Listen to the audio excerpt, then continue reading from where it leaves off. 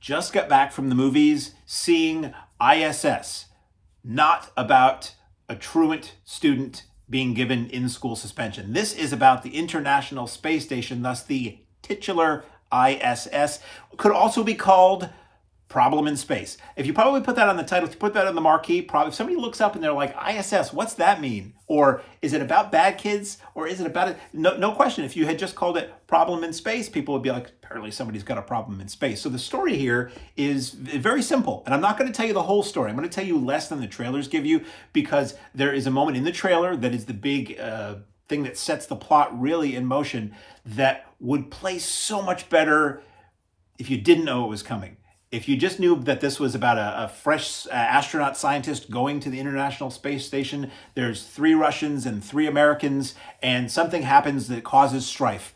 Something happens that causes this to be highly tense and highly dramatic, maybe survival situation, but not what that thing is. That would be cool, because when it happens in the movie, if you went to the movie not even knowing there was going to be, if you're like, it's a drama about the space station. Ooh, that's cool. How does somebody survive? What's life like on a space station? Then this other thing happens, you'd be like, wow, my mind is blown. So I'm not going to talk about that thing.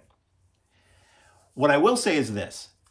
A good friend of mine, there was a movie called DEF CON 4 from the 80s. It's one of those video store boxes you always recognize. And I never rented it because I was never that interested, but wow, that's a really dramatic poster image for that box cover. And years later, my friends and I got a copy of the videotape from a video store after the store had gone out of business, and we popped in and we watched it. And it starts off somewhat similarly to how the plot for this film we're talking about today, ISS, goes. And you're like, oh, wow, this is a really interesting story. And then the movie progresses and it becomes really not very good and not very interesting. A friend of mine said that ISS looked like the movie we wanted DEF CON 4 to be. And I think it kind of is. And it actually could serve as a prequel to DEF CON 4 in a way. Like you could graft those two together because where this film goes is kind of where DEF CON 4 goes earlier in the movie than you'd like. And if you know DEF CON 4, you know what I'm talking about. If you don't, I wouldn't really recommend you watch DEF CON 4. So ISS, performances are good. I'm really not going to say much more about the story. Performances are good. It is about a crisis on the International Space Station. Effects are very good. Weightlessness works, the shots of the Earth work, the shot of the space station work, it all works. And once the drama kicks in, I thought it was pretty good, pretty dramatic. And some semi-familiar faces, but no name stars in this, really, to me. No, like, marquee names in this, which is great because it lets you get lost in the characters and in the story more. I was with it up to a point. Reminiscent of Gravity, too.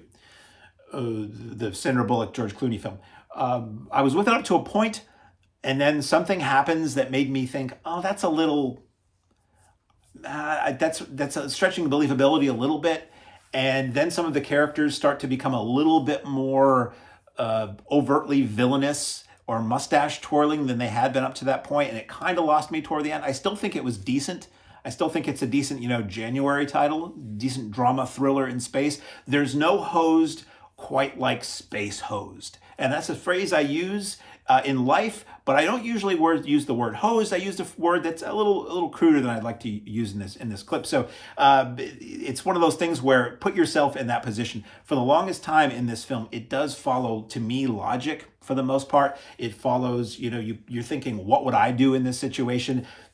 You have people who you are friends, who are coworkers, who suddenly might be, you're told to view them as an enemy and you don't really want to. And what do? Do you follow orders of your government? Do you follow your heart and your morals? It's got a lot of that going on, which I respected. And for the most part, it follows that, again, I said, up to a point where suddenly it feels a little, I don't know, silly isn't the word, but it starts to become like movie logic as opposed to real life logic. Now, we're watching a movie, so movie logic, a lot of times I really don't mind because it's like, hey, this isn't reality, this is movie.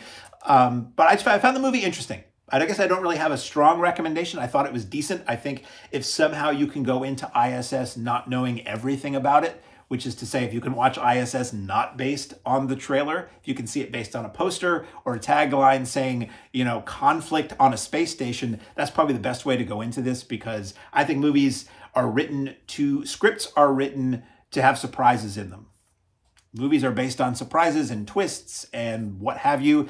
Unfortunately, the world and reality we live in is that we need to sell movies to people, so we need to give them a reason to go see something, and very few films Very few audience members, I think, are willing to take a huge chance on a film really going in not knowing much at all about them.